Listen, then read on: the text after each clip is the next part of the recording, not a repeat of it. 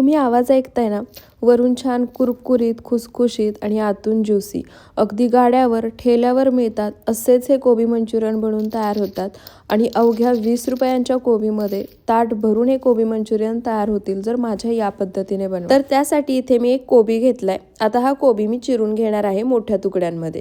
तुम्हाला जर हवं असेल तर तुम्ही कोबी डायरेक्ट असाच खिसून घेतला तरी सुद्धा चालेल. मी कोबी चॉपरमध्ये बारीक चॉप करून घेणार आहे किंवा सुरीने एकदम बारीक चिरून घेतला तरी सुद्धा चालेल. तर इथे मी मोठ्या तुकड्यांमध्ये चिरून घेतलेला कोबी चॉपरमध्ये काढून घेतला आणि एकदम बारीक असा चॉप करून घेतला. राहिलेला कोबी सुद्धा याच पद्धतीने चॉप करून घ्यायचा, एका बाउलमध्ये काढायचा.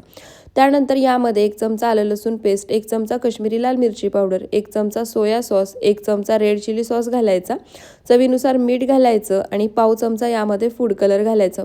फूड कलर घालणं पूर्णपणे ऑप्शनल आहे. त्यानंतर इथे मी अर्धी वाटी पोहे मिक्सरला बारीक करून त्याची पावडर तयार करून घेतली आहे. ती पोह्याची पावडर घालायची, 4 ते 5 चमचे मैदा घालायचा, सर्व साहित्य एकसारखं मिक्स करून घ्यायचं. यामध्ये मी कॉर्नफ्लॉवरचा वापर अजिबात केला नाहीये. मिश्रण तयार झालं आहे. आता हवं तर तुम्ही याचे गोळे तयार करून तळू शकता किंवा जशी आपण भजी तेलामध्ये सोडतो त्या पद्धतीने हे मिश्रण तेलामध्ये सोडून तळू शकता. आपण नेहमी भजी बनवतो त्या पद्धतीनेच हे तेलामध्ये सोडून तळून घेणार आहे. त्यासाठी गॅसवर कढईमध्ये मी आधीच तेल गरम करायला ठेवलं होतं. तेल छान कडकडीत गरम झालं आहे.